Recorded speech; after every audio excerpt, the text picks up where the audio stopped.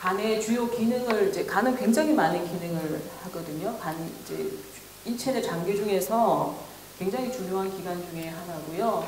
흔히 이제 이게 뭐 공장이죠. 화학 공장이라고 이렇게 많이 비유를 듭니다. 그 이유는 간이 뭘 많이 만듭니다. 그래서 영양분을 아까 이제 봤듯이 이게 장이랑 위나 장이랑 혈관으로 연결되어 있기 때문에 위나 장에서 흡수된 영양분을 저장하고 있다가 몸에서 필요하면 또 이렇게 밖으로 내보내서 쓰게 하고 이런 역할을 하고요. 단백질을 만들거든요. 단백질, 우리 몸에 필요한 단백질이 굉장히 여러 개인데 알부민, 이거 들어보셨죠? 알부민, 그다음 피를 먹게 하는 단백질, 그런 것도 만들고요. 그래서 간이 나쁘면 알부민이 낮아지기 때문에 막 붓고 또 피도 잘 안 먹고 이렇게 됩니다. 그리고 이제 중요한 게 해독작용, 술도 해독하고, 독소, 몸에 들어온 독소도 해독하고, 그리고 암모니아라고 이제 이런 게 있는데, 이거는 이제 아주 악취가 나는 그런, 이렇게 화장실 가면 이제 심한 악취가 나는 그게 암모니아 성분이거든요.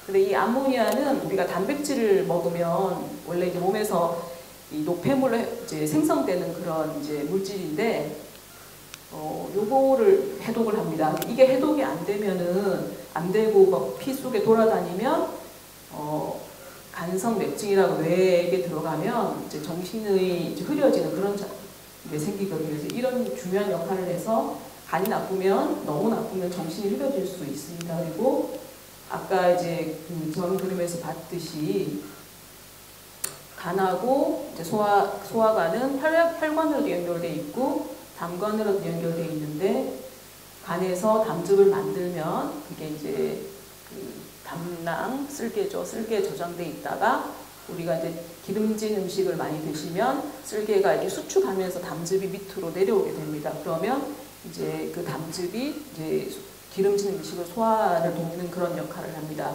그래서 이제 저희 요즘에 담석이나 그런 질병 많죠. 여기서도 아마 한두 분은 담낭에 쓸개가 없는 분이 계실 거예요. 굉장히 걱정을 많이 하세요. 쓸개가 없으면 어떻게 살지 이렇게 걱정을 하시는데, 실제 담즙은 간에서 만듭니다. 근데 쓸개는 보관하는 역할만 하기 때문에 사실 쓸개가 없어도 사는데 아주 큰 지장은 없습니다. 물론 있는 게 더 좋지만, 그래서 큰 걱정은 안 하셔도 되고요. 위장, 소장 이런 거 들어보셨던 대장이 원래 대변이 있는 곳이잖아요. 그 대변을 이렇게 저희가 떠올려 보면 좀 지저분하다 이런 생각이 들죠. 그러니까 대변에는 균이 되게 많습니다. 그래서 이 균이 물론 이제 장에서 걸리긴 하지만 이게 혈관을 타고 간으로 들어가면 간에는 이제 면역세포가 되게 많아요. 그래서 그런 균도 이렇게 살균하고 이런 작용이 있고요. 항체라는 게 외부에 이물질이 들어오면 그 이물질을 방어하는 그런 이제 단백질인데 그런 것도 만듭니다. 그래서 굉장히 간이 나쁘면 면역도 나빠집니다. 그리고 혈당 조절합니다. 그래서 간이 너무 나쁘면 혈당이 떨어지거나 아니면 이제 어느 정도 적당히 나쁘면 혈당이 올라가거나 그렇게 됩니다. 굉장히 중요한 역할을 하고요. 혈액을 저장했다가 방출하는 혈액약 조절도 하고 여러 가지 각종 호르몬도 만들고, 그래서 굉장히 중요한 기능을 많이 하기 때문에 그만큼 이제 간이 나빠지면 여러 가지 증상이 생길 수 있고요. 간을 잘 이제 보호해야 되겠다는 생각이 더 들죠. 근데 이제 간질환을 어떻게 보통 분류하냐면, 이제 양상으로 분류하면 급성 간염이 있고요, 만성 간염이 있고, 이제 간경변 또는 간경화 같은 말입니다. 그래서 간경변, 간경화, 그리고 이제 진행하면 간암 이렇게 종류를 나눠볼 수가 있고요. 원인으로 따져보면은 이제 뭔가 바이러스가 들어와서 A형, B형, C형 간염을 좀 일으킬 수 있는 그런 바이러스, 그다음에 지방간, 독성물질, 우리 간에 안 좋은 술이나 약물이나 독버섯, 우리 흔히 식용버섯은 아니고요. 이제 산에서 얻는 그런 독버섯들, 그런 독성물질, 그다음에 이제 아주 드물고 한 10만 명 중에 한두 명 있는 유전성 질환 그런 것도 있습니다. 그래서 그거를 이제 하나하나씩 좀 살펴보시면, 이제 급성이라는 거는 갑자기 생기는 거죠. 보통 저희가 6개월 지나면 만성, 이렇게 생각하고요. 6개월 이내에 뭐 무슨 병이 해결되면 급성이다 이렇게 분류를 하거든요, 편의상. 그래서 급성 간염은 원인이 이제 바이러스 간염, 코로나나 독감처럼 바이러스가 몸에 들어와 생기는 게 있고요. 대표적인 게 A형, B형, C형, D형, E형 이렇게 있습니다. 또 기타 뭐 독감이나 코로나 바이러스 이런 것도 좀 간 수치로 올릴 수가 있습니다. 근데 이제 가끔 이제 이게 A형, B형 하니까 환자분들이나 일반인들이 헷갈리시나 봐요. 그래서 이게 나는 혈액형이 B형인데 A형 간염 걸릴 수 있냐 이렇게 여쭤보세요. 근데 그거랑은 다른 거고요. 이 A형, B형, C형은 사실은 왜 이렇게 붙였냐면 이게 외국에서 먼저 발견된 거거든요. 그러니까 저희가 가나다 붙이듯이 발견된 순서로 A, B, C 이렇게 붙인 겁니다. 그래서 A, B, C, D 이렇게 붙인 거고요. 그거 말고 이제 또 흔한 원인은 이제 우리나라에 많죠. 특히 이제 중년 남자분들 알코올 그리고 이제 약 같은 거 뭐 양약이든 한약이든 건강식품이든 본인 몸에 맞지 않은 걸 드시면 생깁니다. 간염이. 그리고 뭐 무슨 독소 이런 게 있을 수가 있고요. 그 다음에 간에 피가 안 가서 생기는 허혈성 간증상 이런 것도 있을 수가 있습니다. 증상은 급성 간염은 대부분 증상이 있어요. 그래서 이제 바이러스 특히 감염인 경우에는 바이러스 감염의 공통적인 증상이 있죠. 보통 독감 걸리면 온몸이 뭐 아프고 열이 나고 피곤하고 이런 증상이 생깁니다. 그리고 이제 간염인 경우에는 거기에 더해서 그러니까 바이러스 감염 때 생기는 우리 일종의 몸살에 더해서 간이 이제 소화하고 이런 데 많이 연결되어 있기 때문에 소화가 잘 안 되고 속이 더부룩하고 그다음에 그쪽 구역질이 나고 소변이 짙게 나옵니다. 이게 황달 증상일 때 그렇게 나오는 건데 소변이 갈색이나 아니면 약간 붉은 빛이 돌게 나옵니다. 노란색 아니고요. 비타민 드실 때 생긴 노란색 아니고 진한 소변이 나오면 이제 급성 간염을 의심해야 되는 거고요. 치료는 사실 원인을 파악하는 게 제일 중요합니다. 그래서 이런 증상이 있으면 보통 이제 병원에 방문을 하셔서 어떤 원인인지 이제 혈액 검사하고 뭐 간 초음파 이런 걸 하게 되죠. 그래서 이제 원인이 밝혀지면 원인에 따른 치료를 하면 되고요. 그럼 어떻게 하면 예방할 수 있을까 보면 이제 원인을 알면 예방을 할 수가 있죠. 그래서 A형, B형인 경우에는 백신이 있습니다. 그래서 백신을 맞으면 좋고요. C형은 아직 백신은 없지만 고위험의 이런 생활 습관을 피하셔야 되고요. E형인 경우 우리나라에 굉장히 드물긴 한데 이게 E형이 이제 여기 축산업에 종사하시는 분들이니까 이제 참고로 아시면 이게 인수 공통 감염이에요. 그래서 이제 돼지나 이런 데도 걸릴 수 있는 감염이거든요. 그렇지만 뭐 동물에서 바로 옮지는 않습니다. 그래서 그건 걱정 안 하셔도 되고 우리나라에 굉장히 드물지만 최근에 조금씩 늘고 있다 이렇게 하시면 되고요. 그리고 이제 그 중에 또 흔한 원인이 술하고 약물이나 독소기 때문에 과음을 피해야 되겠고요. 그리고 본인한테 꼭 필요하지 않은 뭐 약이나 건강식품을 비싼 돈 들여서 잘 사드실 수는 없을 것 같습니다. 이런 위험이 있기 때문에 그런 걸 주의하시고요. 우리나라 이제 급성 간염 원인을 이제 저희가 우리 병원 포함해서 전국의 이제 대학병원에 조사를 해봤더니 가장 이제 흔한 게 A형 간염이고요. 그다음에 E형 간염, B형이나 C형은 사실 많이 줄었습니다. A형 간염을 좀 걱정하실 수도 있는데 다행히 이제 A형 간염은 어떻게 전염되냐면 익히지 않는 음식이나 이런 걸로 전염되거든요. 그래서 수인성 질환이라고 보통 얘기를 합니다. 근데 이제 이게 예전에 후진국병 이렇게 얘기했는데 왜 그러냐면 여기 이제 연세 많으신 분들은 어릴 때 수돗물 안 드셨죠. 펌프물 이런 거 드셨죠. 우물물. 근데 그런 거 드시면 어릴 때 그걸 앓습니다. 다행히 이 병은 어릴 때 앓으면은 그냥 증상 없이 가볍게 지나가요. 뭐 설사나 감기처럼 지나가거든요. 그래서 지금 여기 보시면 70대, 60대는 대부분이 항체를 가지고 있어요. 그래서 이제 60세 이상인 분들은 A형 간염은 걱정 보통 안 하셔도 돼요. 상하수도시설이 별로 안 좋고 그럴 때 사신 분은 이제 저절로 앓고 항체를 갖고 있기 때문에 괜찮고 보통 뭐 30대, 40대들은 그 당시 이제 70년대 후반 되면 이제 다 수돗물 먹고 깨끗하게 살았기 때문에 그런 분들이 걸려서 그런 분들은 항체 검사를 해서 없으면 접종을 하시는 게 좋아요. 그래서 여기 계신 분도 아마 괜찮으실 것 같고요. 그 다음에 이제 그리고 A형 간염은 또 다행히 만성 간염이 안 됩니다. 대부분 99.9%는 저절로 좋아지고요. 한 0.1% 정도가 간이식을 해야 되는 그런 상태에 빠질 수 있지만 만성이 되지 않기 때문에 걱정은 그렇게 안 하셔도 됩니다. 그리고 이제 제가 이제 다음 만성 간염으로 넘어가는 이유는 A형 간염하고 E형 간염 제외한 대부분 간염 만성이 될 수가 있기 때문에 만성 간염하고 연결해서 말씀드리려고 합니다. 이제 만성 간염은 보통 아까도 말씀드렸던 것처럼 6개월보다 이제 더 오래 앓으면 만성이다 이렇게 하고요. 제일 흔한 원인은 우리나라는 B형 간염입니다. 한 70%는 B형 간염이 만성 간염 원인이고요. 그다음 알코올성이 한 15% 뭐 이 정도 되고요. 만성 C형 간염은 이제 생각보다는 이제 적은 편이긴 하고요. 최근에는 비알코올성 지방간 질환이 굉장히 늘고 있어서 앞으로 많은 문제가 될 것으로 저희 예상을 하고 있습니다. 그리고 만성 간염은 문제가 대부분 증상이 없습니다. 그래서 잘 몰라요. 그래서 대부분은 건강검진해서 간 수치가 높으면 오셔가지고 진단 받는 경우가 많은 게 문제고요.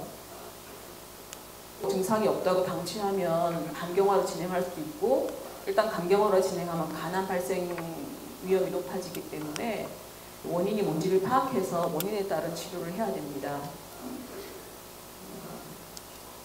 그래서 만성 B형 간염을 이제 보시면 그냥 우리나라에 제일 많거든요. 근데 현재로는 많이 줄었어요. 그래서 10세 이상 한국인의 100명 중에 한 2명 정도만 감염돼 있어서 많이 줄긴 했는데 그래도 여전히 가장 중요한 원인이고요. 어떻게 전염되냐면 아마 이 중에도 계실 거예요. 이 100명 중 2명이긴 하지만 이게 연세에 따라 되게 다르거든요. 우리나라 보면 50대, 60대는 남자들은 거의 뭐 7% 이렇게 나옵니다. 그래서 지금 60대 이상에서는 10명 중에 1명 정도는 B형 간염 갖고 계세요. 그래서 이 중에도 아마 한 몇 분은 계실 거라고 제가 생각을 하고요. 그렇지만 이제 백신을 많이 맞으면서 요즘에 10대 이하는 뭐 100명 중에 1명도 없게 굉장히 줄긴 했습니다. 그리고 이제 전염 경로를 보시면 수직 감염이라고, 이거는 뭐냐면 엄마가 아기를 출산할 때 보통 이제 감염되는 거예요. 그래서 가장 우리나라 그 B형 간염 환자 대부분이 이런 경로로 감염이 되고요. 그리고 이제 이 수직 감염의 또 문제점이 뭐냐면 이제 아기는 처음 태어나면 면역이 거의 이제 미성숙해가지고 이때 걸리면 90%가 만성이 됩니다. 그래서 계속 이제 일생 요 관리를 해야 되는 그런 상태에 빠지게 되는 거고요. 그 다음에 이제 성인에서는 제일 흔한 원인이 이제 성접촉이고요.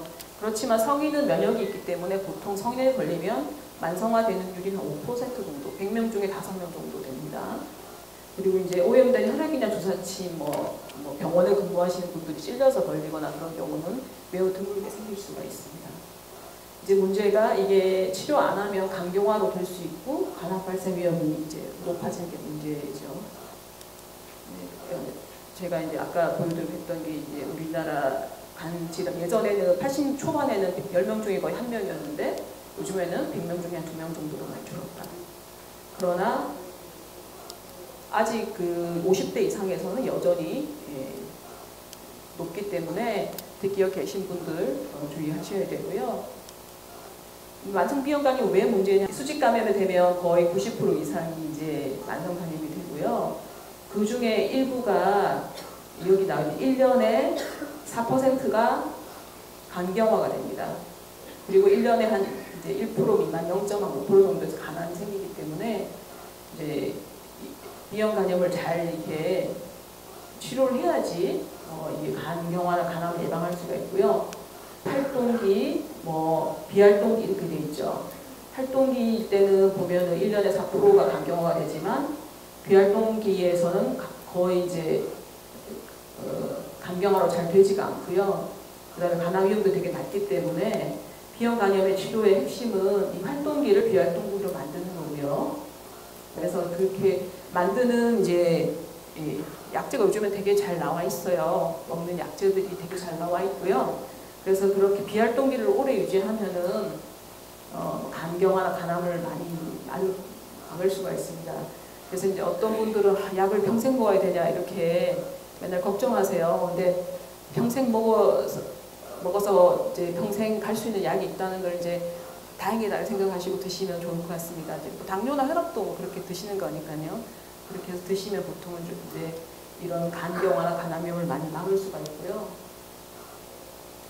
만성 이제 비형 간염은 이제 6개월 이상 이제 그 검진들 받아 보셨죠? 검진 보면 이런 게 나오죠. 그게 이제 6개월 이상 양성이면 만성 비형 간염이라고 얘기하고요. 여기 양성인 환자들은 병원에 가셔가지고 바이러스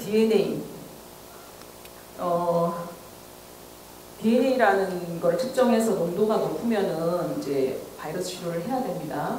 그래서 이제 농도가 높은 경우에 활동성이 있다 얘기를 하고요. 그런 경우에는 약물을 이제 투여를 해야 되고, 다행히 이제 비형 간염 경우에는 백신을 맞아서 항체가 생성되면은 안 걸리거든요. 그래서 이제 본인이 항체가 있는지 이런 걸 확인해 보시는 게 좋겠습니다.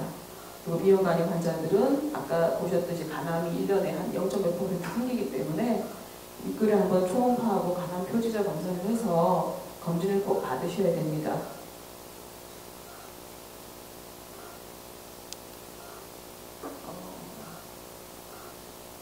그 다음에 C형간염 말씀드릴게요. C형간염이 이제 B형간염 후로 이제 발견된 간염인데, C형간염은 우리나라에 한 100명 중에 1명도 안 되긴 합니다. 전체적으로는.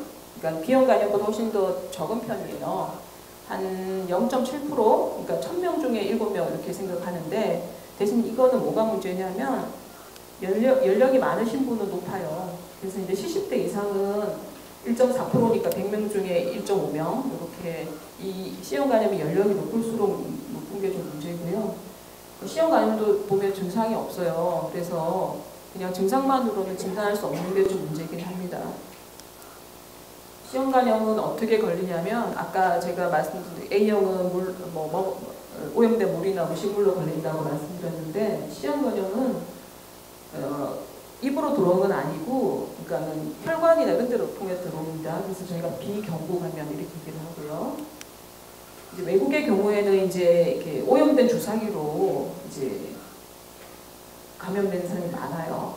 그리고 이제 이렇게 혈액에 많이 노출되는 사람들 이런 데를 통해서 걸리고요. 성접촉으로도 걸릴 수 있지만 이렇게 주사기에 비해서는 훨씬 낮은 편이고요.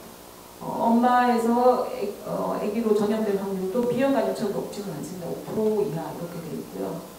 사실 이 C형 간염이 제일 처음에 밝혀진 게 혈액 수혈 받고 난 다음에 걸려가지고 이게 이제 수혈을 통한 간염이다 이렇게 밝혀졌었는데, 2005년 이후에는 혈액을 이제 저희가 받을 때 C형 간염을 아주 정밀하게 검사하기 때문에 최근에는 이제 혈액으로 인한 감염이 0%고요. 옛날에 보시면 이제 제 환자 중에서도 30년 전에 군대에서 총상 입고 수혈 받고 걸린 분이라든지 이런 분은 계세요. 아니면 뭐 예전에 출산할 때 이제 막 출혈 많이 돼가지고 그 당시에 뭐 수혈 받고 걸리거나 이런 분들이 계신데, 최근에는 수혈로 걸리는 분이 없고, 이제 C형 간염도 이제 이렇게 한번 걸리면 만성이 이제 많이 되죠. 급성이 걸리면 반 이상이 만성이 됩니다. 근데 만성이 되면 저절로 낫지를 않고요. 점점 진행을 하거든요. 많게는 뭐 절반 정도가 간경화로 진행한다 이런 보고도 있고, 어떤 보고는 한 뭐 10명 중 2명이 간경화로 진행한다 이런 보고가 있습니다. 그리고 이제 일단 간경화가 되면은 뭐 1년에 간경화 환자 중에서 뭐 100명 중에 5명까지 간암이 생길 수 있다 이렇게 되기 때문에 요런 걸 차단해야 되겠죠. 차단을 해서 그래도 만성 C형 간염은 증상이 없고 사시는데 크게 문제가 없으니까 이 간경화 간암하기 전에 이 단계를 차단하는 게 되게 중요하겠습니다. 근데 이제 다행히 C형 간염은 이제 요즘엔 치료가 굉장히 잘 됩니다. 제가 이제 사실은 이게 간 환자 본 지가 20년이 넘었거든요. 처음에 이제 제가 C형 간염 환자 볼 때는 인터페론이라는 주사를 6개월에서 한 1년간 맞아서 매주 그걸 맞으면 열나고 우울해지고 막 밥 못 먹고 뭐 그러고 치료율도 한 50%가 안 됐거든요. 요즘에는 좋은 약이 개발돼가지고 이제 한 2~3달 드시면 90% 이상이 낫습니다. 그래서 C형 간염은 발견하는 게 제일 중요해요. 발견을 해서 치료하면 물론 이제 약값이 좀 비싸긴 하지만 힘들지 않게 치료가 잘 되는 이제 되게 다행이죠. 그래서 내년에 아마 국가적으로도 이제 일정 연령에서는 아마 시험 간염을 조기 검증하려고 아마 하고 있습니다. 그래서 이제 혈액 검사로 시험 간염을 검출할 수가 있거든요. 그래서 그런 알코올 간질환 해당되는 분이 꽤 있으실 것 같아요. 그래서 제가 이건 좀 자세하게 말씀드릴게요. 보통 이제 제가 그 환자분들 간 수치 높아서 오셔가지고 술 얼마나 드세요? 이렇게 여쭤보면 많이 안 드신대요. 그래서 얼마나 드시냐니까 일주일에 한 3번 소주 1병 그렇게 말씀하세요. 근데 소주 1병이 적은 양이 아니거든요. 위에 보시면 우리나라 여러 가지 이제 미국 세계보건기구, 뭐 보건복지부 이렇게 했는데 남성의 경우에는 7잔 이상이면 고위험 음주예요. 그건 소주 1병이거든요. 7잔, 1병에 7병 나오죠.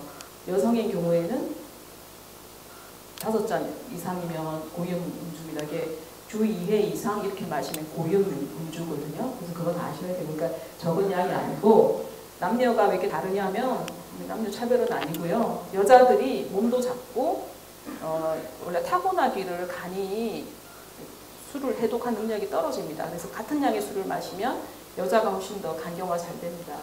그 다음에 저희가 알코올 중독 이렇게 얘기하죠. 의학적 용어로는 알코올 사용 장애 이렇게 얘기하거든요. 이렇게 해당되면 중독일 가능성이 높습니다. 술을 많이 마셔서 툭하면 뭐 직장을 지각한다 이러면 이제 중독일 가능성이 높고요. 그리고 막 간 수치가 높고 복수가 찬데도 술을 먹는다 이런 것도 이제 알코올 중독입니다. 그리고 도저히 못 끊겠다 이런 것도 중독이고요. 그 다음에 술 먹고 싸워가지고 무슨 그런 일이 생기는데 술 마신다 이러면은 그것도 중독이고요. 그리고 이제 점점 술이 세지는 거 있죠. 한 잔 마시면 취했는데 한 병 마셔도 안 취한다 이런 것도 중독이고요. 그 다음에 알코올을 끊으면 많이 드시다 끊으면 일부에 금단 증상이 오는데 손 떨리고 불안해지고 이런 분이 있어. 어떤 분은 한청도 들려요. 그런 게 있어도 중독입니다. 그리고 본인이 원래 한 병만 마셔야지 했는데 뭐 2병, 3병 마시고 이런 것도 중독이고 이런 게 해당되는 게 없는지 본인이 잘 한번 생각을 해보세요. 간단하게 얘기를 해보면 술을 끊어야 되겠다 결심한 적이 있다. 이 얘기는 못 끊었다는 얘기죠. 계속 결심을 하지 못 끊는 이런 경우. 그 다음에 이제 술 때문에 주변 사람하고 다투게 되는 경우. 이런 것도 사실 문제성 문제입니다. 술을 많이 마셔가지고 끊으라고 하는데 안 끊고 싸우고 이런 것도 문제고요.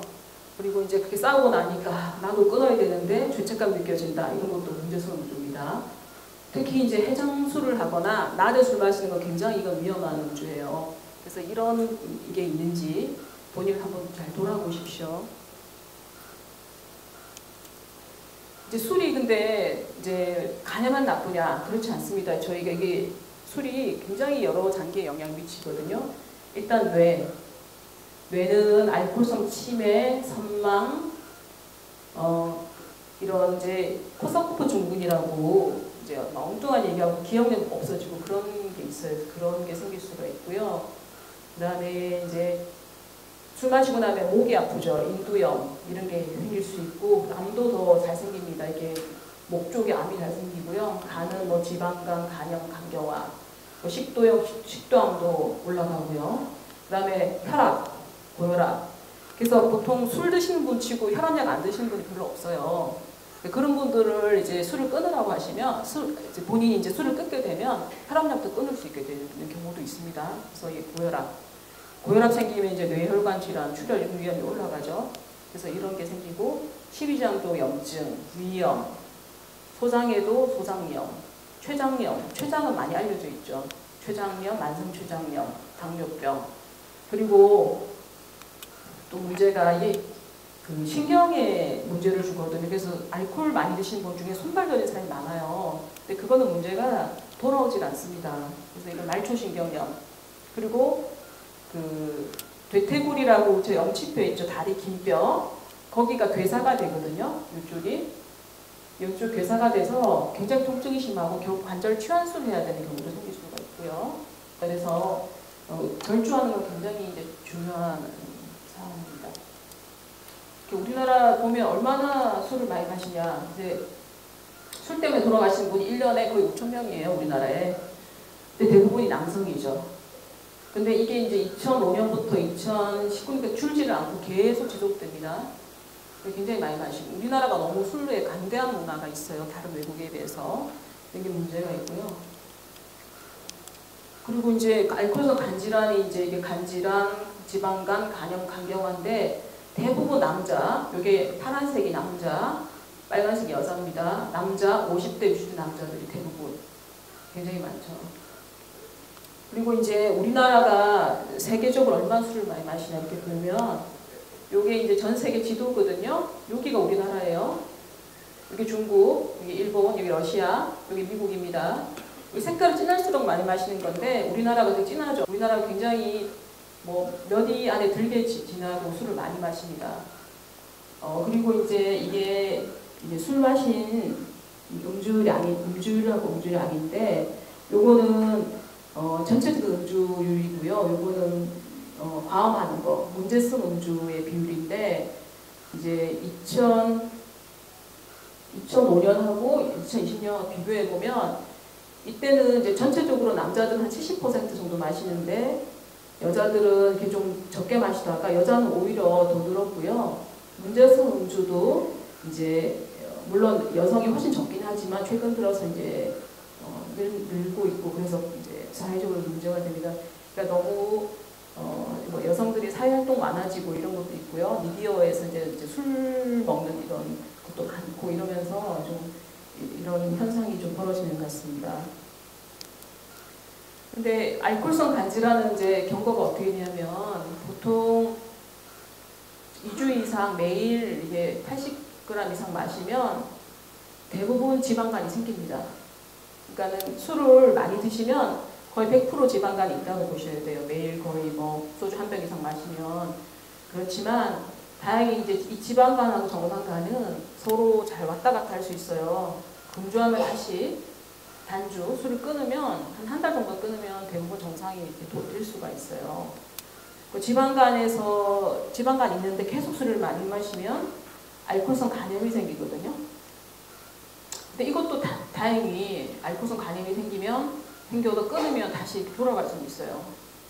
이제 간염이나 이런 게 굉장히 오래되면 간이 이제 섬유화라고 굳어지는 거거든요. 섬유화가 뭐냐면 저 이렇게 심하게 뭐 화상이나 이렇게 피부 같은데 흉터 남는 거 있죠. 그런 게 섬유화거든요. 정상 조직이 없어지고 흉터 조직으로 되는 걸 섬유화를 하는데 그런 게 점점 진행을 합니다.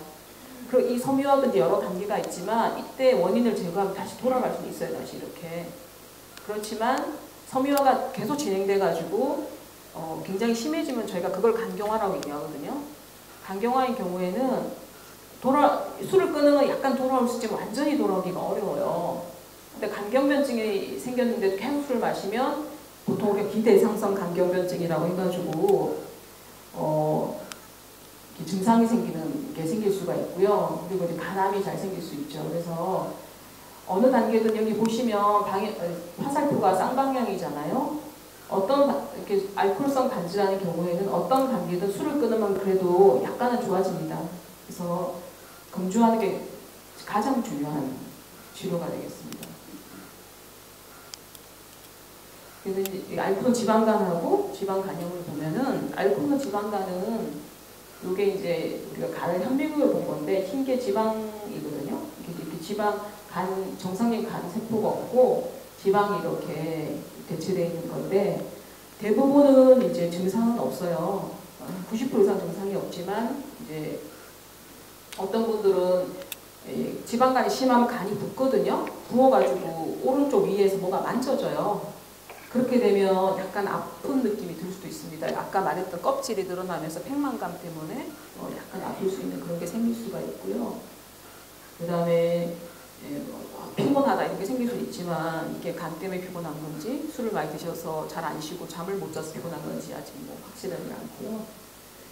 피 검사를 이제 진찰을 해보면 이제 특별한 게 없지만 아주 심한 이제 지방간은 약간 간이 커져서 만져줄 수 있습니다.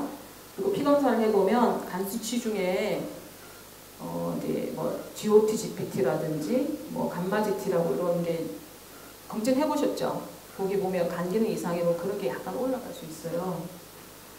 이런 경우에는 제일 중요한 치료가 술을 끊는 거고요.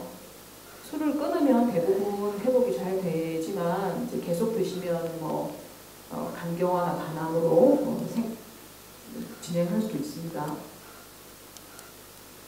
그리고 이제 알코올성 지방간이 있는데 술을 끊지 않으셔도 계속 드시면 간염이 생길 수가 있고요. 이 간염은 역시 이제 이게 심한 것부터 경미한 것까지 다양하거든요. 약간 이제 간염이 심하지 않을 때는 본인 잘 모르고요. 약간 이제 뭐 소화가 안 되네 이렇게 느끼는데 아주 심하면 황달 생기고요. 복수 생기고 뭐 그렇게 됩니다. 그래서 보통 이런 병원에 오게 되죠. 열도 좀 나고. 그래서 심한 사람들은 복수 생기고 붓고 이렇게 되고요. 이제 이 경우에도 이제 막 이런 상태까지 됐는데 술을 계속 드신다 그러면 몇 달 안에 돌아가실 위험성도 되게 높아요. 그래서 가끔씩 이런 분들이 와서 입원하고 간이식 받고 이런 경우도 생기게 됩니다. 그리고 이제 그렇게 술을 간염의 상태인데도 계속 술을 드시면 간경변증, 간이 딱딱이 굳어질 수가 있고요. 그렇게 되면 이제 여러 가지 합병증이 생길 수가 있습니다.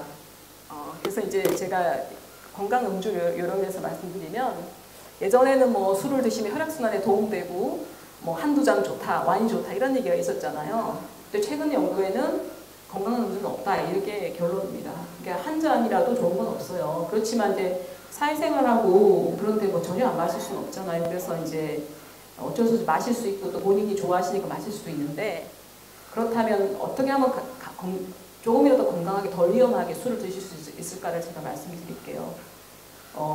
덜 위험한 음주량 굉장히 적죠. 생각보다 막걸리 2호, 소주 2잔, 맥주 3컵 모두 한 번 드실 때 아니에요. 매일로 따지면 매일 그러니까 일주일에 2번 드시면 요거보다 많을 수 있겠죠. 근데 매일 드신다고 가정하고 이제 일주일에 한 번 드신 양을 따지면 소주 2잔이니까 이게 일주일을 따지면 소주 14잔이잖아요. 그러니까 일주일에 2병까지만 드셔야 되는 겁니다. 그래야 더 위험한 거고 그보다 더 마시면 위험한 음주입니다. 그리고 이제 어떤 분들은 뭐 안주를 안 드시고 술만 드신 분들이 있거든요. 그게 더 위험합니다. 그래서 특히 단백질이 많은 안주를 같이 드시면서 술을 드시게 더 낫고요. 그리고 이제 간도 좀 쉬어야 되겠죠. 술이 들어오면 얘가 해독하느라고 굉장히 힘들거든요. 그래서 간도 이제 한 이틀 정도는 쉴 시간을 주어서 회복할 그런 시간을 줘야 됩니다. 제가 이게 물음표한 거는 사실 건강한 음주는 없습니다. 덜 위험한 음주만 있을 뿐이니까 가능하면 술은 절제하시는 게 좋습니다. 그 다음에 이제 요즘에 많은 아마 여기 한 30%는 있을 것 같은데 지방간 질환에 대해서 말씀드릴게요. 지방간은 보통 간 전체 무게의 5% 이상이 지방으로 채워졌으면 지방간 이렇게 얘기하거든요. 이거는 뭐 이론적인 그런 정의고요. 보통 초음파에서 간이 뿌옇게 보이고 이러면 간 초음파를 했는데 간이 이제 뿌옇게 보이고 그러면 저희가 지방간 얘기를 하고요. 지방간은 예전도 아니고 바로 직전까지만 해도 알코올성 지방간, 비알코올성 지방간 이렇게 나눴어요. 술을 마셔서 생기는 지방간이 있고 술을 안 마신데도 생기는 지방간이 그렇게 했는데 사실은 뭐 이게 애매하잖아요. 술을 많이 안 마시는 사람이 있고 많이 마시는 사람이 있는데 이게 뭐가 원인인지 이게 불명해서 한 2년 전부터 이제 미국이나 유럽 또 이제 우리나라 이런 데서 분류를 바꾸자 그래갖고 좀 바뀌었어요. 지방간 질환에는 대사 이상 지방간 질환, 그다음에 이게 이제 영어로 알코올 지방간, 그 다음에 이거는 대사 이상하고 알코올하고 같이 원인인 지방간 이렇게 크게 3개로 나눕니다. 그래서 그 기준이 그러면 술을 어느 정도 마시면 순수하게 대사 이상 지방간이냐 이렇게 따지면 소주 2잔 이하 마시는 사람이 지방간이 있으면 그거는 이제 대사 이상 지방간 이렇게 정의하기로 했고요. 소주를 1병 이상 마시는 사람이면 알코올성, 그 중간이면 2개가 다 원인이다 이렇게 바뀌었습니다. 그렇지만 편의상 저희가 아직도 알코올성 지방간, 비알코올성 지방간 이렇게 많이 나누고 있어요. 그래서 대사 이상 지방간의 기준이 뭐냐면 이런 위험 인자가 있는 분, 과체중 또는 복부 비만, 혈당 장애, 고혈압, 중성자가 높은 거, HDL이라고 이렇게 검진하면은 콜레스테롤이 여러 종류가 있는데 HDL이 좋은 콜레스테롤이거든요. 요게 높으면은 심장병 이런 게 잘 안 걸리는 콜레스테롤인데 그게 낮은 사람.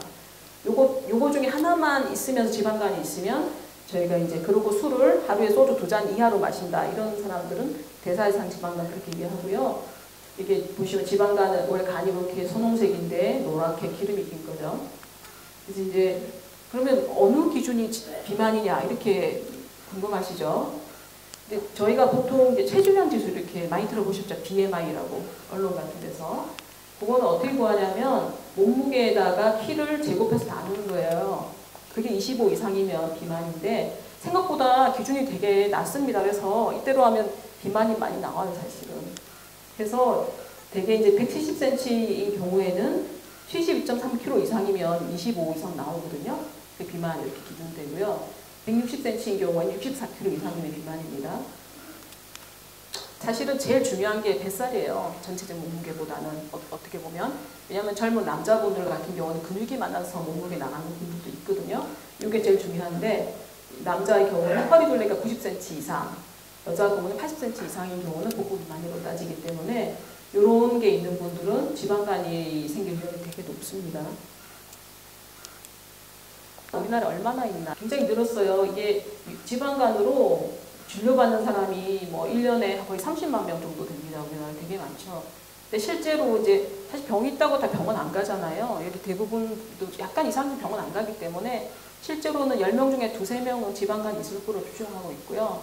최근에 이제 막 식습관도 서구화되고 운동 안 하고 그러면서 점점 느는 게 문제고 또 요즘에는 청소년들이 많아요. 지방간이. 어릴 때부터 지방간 이제 애들이 있기 때문에 그런 사람들은 정말 40대 때 간경화될 위험이 높아서 앞으로 이제 그 문제가 될 거로 지금 저희가 추정을 하고 있습니다. 이 지방간도 보면 알코올성 간질환이나 B형간염, C형간염처럼 오래되면 간경화, 간암으로 갈 수가 있어요. 그래서 비만 있는 사람들의 한 뭐 70%는 지방간이 있다고 보시면 되고요. 아까 우리 알코올성 간처럼 지방간이 있고 간에 염증이 생기는 거하고 조금 다른 건데 이 지방간 중에서 한 3분의 1 정도는 지방간에 염증이 생깁니다. 그 중에 일부는 간경화가 돼요. 간경변증. 그게 이제 뭐 사람마다 다르지만 5에서 18% 얘기하지만 특히 비만하고 당뇨가 있는 사람들은 굉장히 위험이 높습니다. 그리고 이렇게 간경화가 되거나 뭐 지방간염이 지속되면 간암의 위험이 올라갑니다. 이게 이제 비알코올성 지방간이 문제가 되는 게 아까 제가 간경화 간암 위험이 높다고 그랬잖아요. 이것만 문제되는 게 아니고 이런 분들은 되게 비만이나 대사증후군, 혈당이 높고 고혈압 있고 중성자 높고 이런 위험이 올라가고요.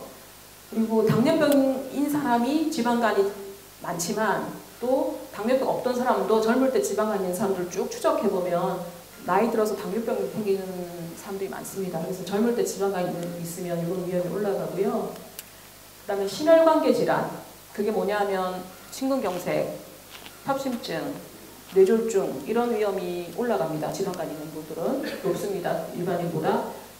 그리고 각종 암도 잘 생기지만 간암뿐만 아니라 식도암, 위암, 대장암, 전래성암, 유방암 이런 위험이 올라갑니다. 그렇기 때문에 치료를 해야 되겠죠. 그리고 요즘에 이제 근육 중요성을 많이 얘기하잖아요. 근육 부자 이런 얘기 많이 하고 100세를 살더라도 근육이 있어야지 본인이 걸어 다니면서 건강하게 사실 수가 있잖아요. 근데 지방간 있는 사람들이 근감소증 및 근력 감소가 위험이 높고요. 이런 분들은 또 뭐가 문제냐면 낙상을 잘해요. 연세 드셔서 낙상해서 뭐 골반뼈나 이런 허리뼈 부러지면 정말 힘들거든요. 그래서 이런 문제가 생길 위험이 높기 때문에 더 치료를 해야 됩니다. 근데 왜 제가 난치병이라고 하냐면 약이 잘 안 들어요. 아직까지는 약이 잘 안 듣고 본인이 이제 환자가 치료하셔야 되는 거거든요. 근데 그게 굉장히 어렵더라고요. 뭐 저도 이제 뭐 1kg 빼는 것도 너무 어려운데 얼마나 어렵겠습니까? 그래서 사실 체중 빼는 게 제일 중요한 치료고요. 또 갑자기 빼시면 안 돼요. 이제 이론적으로는 한 10%를 6개월 이내에 천천히 빼라고 돼 있어요. 근데 실제로 제가 보니까 연세 드신 분은 갑자기 살 빼면 또 뭐 병 걸리더라고요. 그래서 그거는 이론적으로는 이렇지만 본인의 건강 상태에 맞게 하셔야 돼요. 맞게 빼셔야 되고요. 근데 살 빼는 방법이 뭐 특효약이 없잖아요. 그래서 뭐 특효는 치료는 뭐 식이요법하고 운동밖에 없잖아요. 이렇게 증명된 거는. 그래서 과식을 하지 마시고 본인 양의 80%이 정도만 7, 80%만 드시자. 그다음에 야식을 하지 말고 뭐 탄수화물이나 지방을 줄이자. 그 운동은 이제 진료실에서 많이 여쭤보세요. 환자들이 어떤 운동하면 좋으냐 그러는데 일단 본인 몸 상태를 알아야 되죠. 관절이 안 좋거나 하면 갑자기 운동하다 다쳐가지고 그것 때문에 몇 달 운동 못하면 더 나빠지기 때문에 예열이라고 하죠. 몸 상태를 좀 처음에는 천천히 서서히 쉰 운동하다가 서서히 내려가는 게 좋고요. 그 다음에 주 3회 이상, 원래는 이제 30분 이상 땀이 약간 날 정도로 너무 숨차게 하시면 안 되고 그래도 이제 대화 가능할 정도의 그런 강도로 하시는 게 좋은데 그렇지만 갑자기 운동하다가 뭐 다쳐서 목발 짚고 나타나는 분이 가끔 1년에 몇 분씩 계시기 때문에 본인 몸 상태를 꼭 고려해서 운동하셔야 됩니다. 제가 식이요법을 조금 더 자세히 말씀드리면 지방 섭취를 줄이고 단백질 섭취를 늘려야 된다. 그렇게 말씀을 드립니다. 그래서 지방이 뭐 많은 게 그거죠. 이제 고기 중에서도 삼겹살, 닭껍질, 특히 치킨 이런 거 줄이고 같은 고기를 드셔도 찌거나 삶아 드시는 게 좋아요. 고기도 수육이나 이렇게 드시고 섬유질 많은 음식, 뭐 채소, 녹황색 채소 이런 거 있죠. 골고루 드시고 그 다음에 당분을 줄이셔야 돼요. 근데 이제 요즘에 워낙 단 게 많고 그 다음에 이제 연세 드시면 입이 쓰니까 단 거를 많이 드시는데 이건 정말 노력을 계속 하셔야 돼요. 동물 수치를 줄여서 지방을 감소시켜야 되고 칼로리 섭취를 적정하게 해야 되기 때문에 보통 배부르게 드시지 않는 게 좋고요. 피해야 될 거, 튀긴 거, 닭이나 돼지고기를 드시더라도 좀 이 조리법을 변경하고 전도 이게 정말 맛있죠. 그렇지만 이게 자주 드시면 안 좋습니다. 전 같은 거, 그 다음에 짠 음식 이런 거 안 좋고 빵이나 떡, 사탕, 초콜릿, 콜라, 사이다, 음료수 종류 있죠. 그런 거 피하시는 게 좋겠습니다. 그래서 지방간 환자들이 당뇨가 있는 분들은 많기 때문에 항상 단맛 나는 물을 드시지 말라 그래요. 뭐든 뭐 그게 효소든 지방간이 있는 분들은 이렇게 피하시는 게 좋고요. 뭐 그냥 맹물이나 뭐 녹차나 이런 거 아니면 요즘에 뭐 우엉차 뭐 이런 거 있죠. 메밀차 이런 거 되게 나을 것 같고요. 가공식품 이런 거 피하셔야 되고요. 술을 반드시 같은 지방간 환자라도 술을 많이 드시는 분이 훨씬 더 경과가 안 좋습니다. 그래서 이런 거를 지키셔야 됩니다. 근데 굉장히 사실 보기만 해도 어렵잖아요. 그래서 난치병입니다, 이게. 그 다음에는 이제 간경화에 대해서 좀 말씀드릴게요.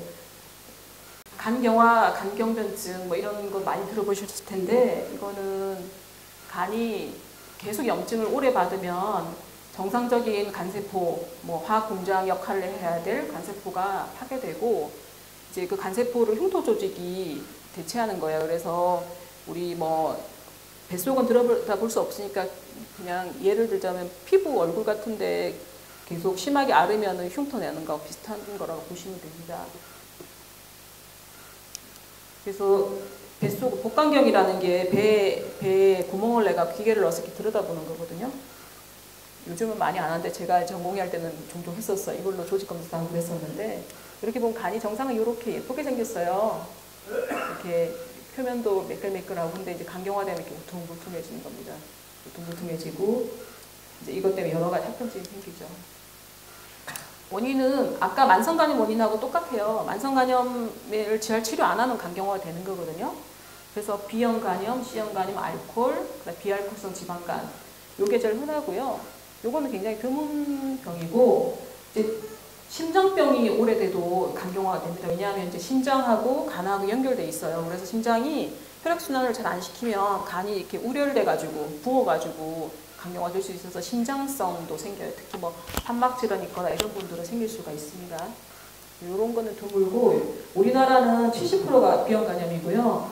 알코올이 한 15%, 이제까지 그랬습니다. 통계는 C형간염이 한 10에서 15%인데 최근에는 비알코올성이 굉장히 늘고 있고요.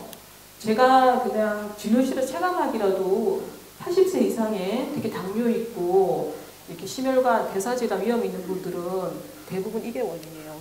이게 많이 늘고 있어요. 앞으로 많이 늘 간이 높아서 정말 생활습관 이런 걸 잘 관리를 하셔야 됩니다. 그리고 간경변증은 이제 뭐 증상이 어떤 게 있냐면 가끔 이제 본인이 간경변증인지 모르는 분이 많은 게 왜냐하면 증상이 없거든요. 그래서 대부분 이제 증상이 없는 경우도 많습니다. 그래서 이렇게 간질환에 관심 있는 분들은 가끔 저한테도 이렇게 여쭤보세요. 대상성이 뭐냐고 이렇게 물어보는데 대상성 내지는 보상성 이렇게 대상성, 보상성 이렇게 두 개 이게 같은 간경변증이 아니거든요. 간경변증 중에서 대상성 간경변증, 비대상성 간경변증은 간염 오히려 대상성 간경변증은 간염에 더 가까워요.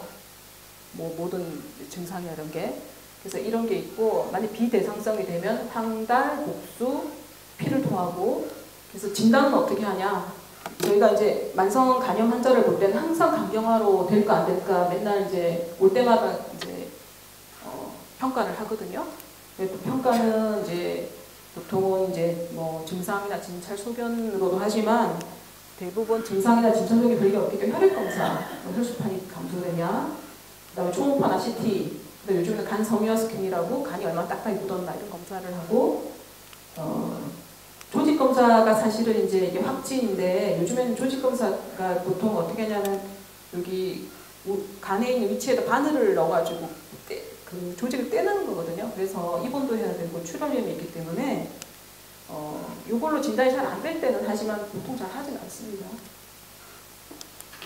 그리고 진찰 소견을 보시면 여기 거미 모양 혈관종이라고 보통 간 나쁜 분들이 가슴이나 여기 어깨 쪽 이런데 이제 이렇게 여기는 제가 확대했지만 사실은 한 1cm 정도밖에 안 되고 잘 눈이 안 뜰 수도 있어요. 이런 게 생기고요.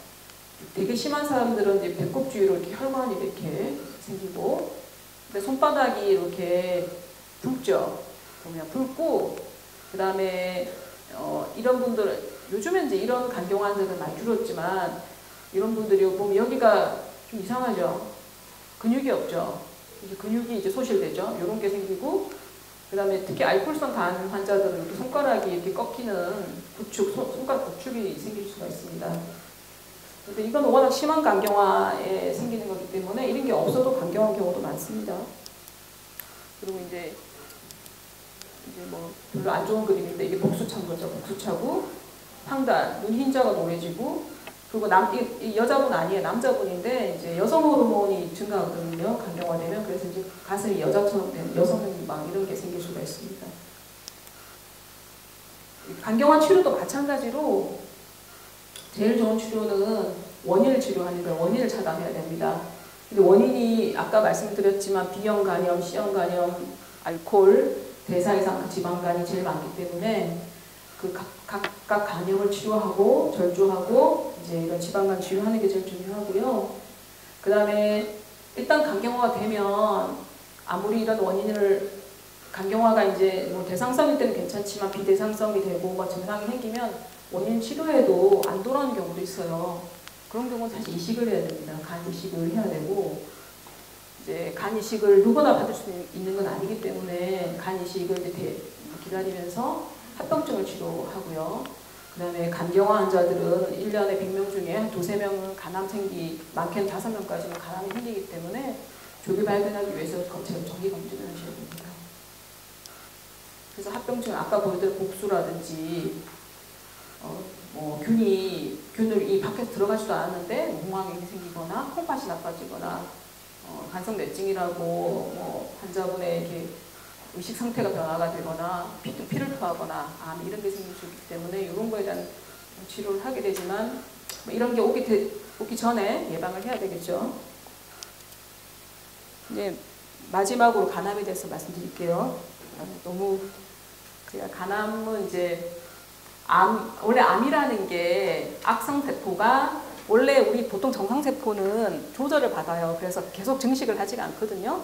어느 정도 증식하면 멈추고 그 다음에 일부 세포는 죽고 또 새로운 세포가 생기고 그렇게 되는데 암이라는 거는 그 세포가 계속 증식하는 거예요. 조절이 안 되고 계속 이제 증식하니까 정상세포를 침범하고 해서 정상세포가 기능을 못하게 하고 그런 건데 그런 악성세포가 간세포에서 생겨나는 거예요. 간세포에서 악성세포가 생겨서 무한으로 증식하고 증식하면은 치료 안 하면 이게 온몸으로 퍼져가지고 생명이 이렇게 되는 그런 질환이죠. 여기 보면 수술을 해서 절제하는 건데 이게 아니에요. 아니고 그 주변에 간주들이 있고 이렇게 암을 절제한 거죠. 이제 국내 이제 사실 간암 발생률은 예전보다 줄어가지고 남자의 경우에 4위인가 그래요. 그래도 높죠. 높은데 암 사망자 수는 되게 높습니다. 우리나라 이제 이게 2019년, 18년 통계인데 폐암 사망자가 제일 많고요. 두 번째가 간암입니다. 1년에 뭐 10,000명씩 돌아가시고 계세요. 되게 높고요. 치료가 그만큼 좀 어렵다는 얘기죠. 발생률이 상당히 높기 때문에. 그리고 보시면 이게 이제 간암 발생률인데 이게 남성이고 여성인데 보시면 남녀 차이 많이 나죠. 남자가 거의 2배 정도 더 많이 생깁니다. 2배 이상 많이 생기고 연령을 보시면 60대, 60대 많이 생겨요. 고령에 많이 생기고. 그래서 남자에 많이 생기고 나이가 들수록 더 많이 생기고 60대에 많이 생긴다 이렇게 아시면 되고요. 위험인자는 이제 우리나라 간암의 70%는 비형 간염 때문이고요. 그다음 시형 간염 35%, 그다음에 돼 있고 나머지는 알코올과 기타 등등의 간경화. 그리고 남자일수록 위험이 높고요. 그다음에 뭐 그 원인은 잘 모르는데 아마 남자들이 술도 많이 드시고 담배 피우고 그래서 그런 것 같긴 합니다. 그리고 이제 나이가 들수록 위험이 좀 올라가고요. 특히 60, 70대 이때 올라가고 술이나 담배 이게 위험 요인이고요. 아플라톡신이라고 이게 곰팡이 독소인데 젖은 콩이 생겨요. 그래서 땅콩 같은 거 젖은 거 드시지 마세요. 마르면 괜찮은데. 그리고 이런 거 주의하셔야 돼요. 이게 약간 위험인자입니다. 그리고 이제 이렇게 다른 암과 달리 간암은 사실은 위암이나 이런 경우는 이런 고위험군을 딱 특정하기가 어렵거든요. 이제 그냥 뭐 개인적으로 뭐 집안에 위암이 있으니까 걱정된다 이렇게 할 수는 있는데 간암 특정돼 있어요. 그래서 남자는 30세, 여자는 40세 이상의 아래 위험 질환을 갖고 있는 사람, 비형 간염 바이러스의 만성간 질환, C형 간염 바이러스의 만성간 질환, 여러 원의 간경변증. 이게 이제 딱 특정 위험군이거든요. 그래서 이런 분들은 간암에 대해서 조기 검진 위한 검사를 하도록 국가에서 정하고 있어요. 그래서 1년에 2번씩 간암 검진하라고 나오거든요. 그래서 그거 꼭 받으셔야 됩니다. 그래서 어떻게 하냐면 이제 6개월에 한번 초음파하고 간암 표지자 검사를 이제 해야 됩니다. 그래서 이게 하는 게 과연 효과가 있냐 이런 이제 여러 가지 논란이 있을 수 있겠죠. 최근에 통계를 보시면 이게 이제 검사 안 한 사람이에요. 이건 검사한 사람, 감시한 사람. 이렇게 보면 한 검사 안 한 사람에 비해서 받은 사람이 이 사망률도 점점 줄고 있죠. 이게 막 시간이 가서 벌어지잖아요. 그래서 이제 이런 고위험군은 꼭 검사를 해서 사망률을 줄일 수 있도록 해야 됩니다.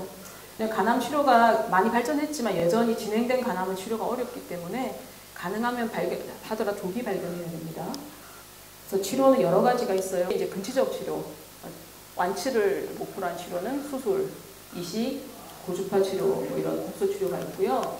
그 다음에 이제 뭐 색전술, 전신항암제, 방사선 이런 게 있는데 간암이 이제 치료가 많이 발전하고 있는 게 제가 이제 처음에 여기 입문했을 때만 해도 방사선 치료도 많이 발전 안 했었는데 최근에는 이제 진행되는 암에 대해서도 이런 전신항암제가 같은 게 생기면서 다 치료가 많이 발전하긴 했지만 그래도 여전히 어렵긴 합니다. 이게 그 통계를 보시면 여기 5년 암 생존율이거든요.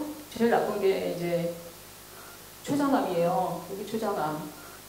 이게 이제 1993년, 1990년대부터 2000년 후반, 1990년, 2020년까지 본 건데 보면은 많이 발전했죠. 이렇게 점점 이게 생존율이 오르고 있잖아요. 근데 제일 나쁜 게 췌장암이고 그 다음 나쁜 게 간암이에요.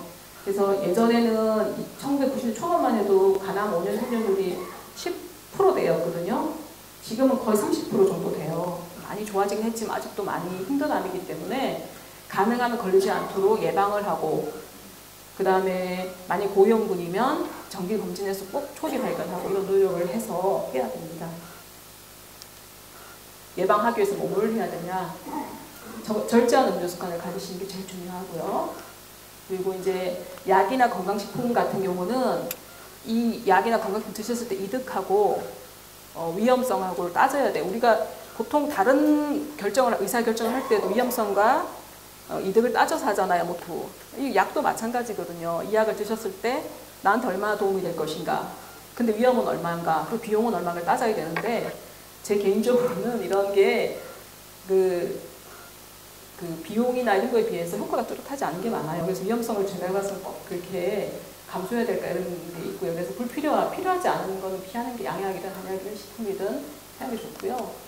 요즘에 워낙 대사 이상 지방간이 많거든요. 그래서 체중을 적정하게 유지하는 게 굉장히 중요합니다. 그래서 예전에는 뭐 감기가 만병의 근원 그랬는데 요즘에는 바뀌었습니다. 비만이 만병의 근원입니다. 그래서 적정 체중을 유지하셔야 되고 과식을 피하고 달고 기름진 음식, 간식 같은 걸 피하고요. 운동 규칙적으로 하시고 그 다음에 이제 예방할 수 있는 거 예방하는 게 좋잖아요. 그래서 A형, B형 감염 백신을 해야 되지만 연령이 60세 이상인 분들, 50대 이상인 분들은 이제 꼭 해당되지는 않겠습니다. 그리고 본인이 고위험군인지를 평가를 하셔야 돼요. B형 간염인지 C형 간염인지, 그리고 만약 지방간이 있다면 서면 스캔 같은 걸 해가지고 내 간이 얼마나 굳었는지 이런 걸 평가를 해서 고위험군이다 그러면 간암 검진을 받는다. 이런 걸 명심을 하셔야 되겠습니다. 제가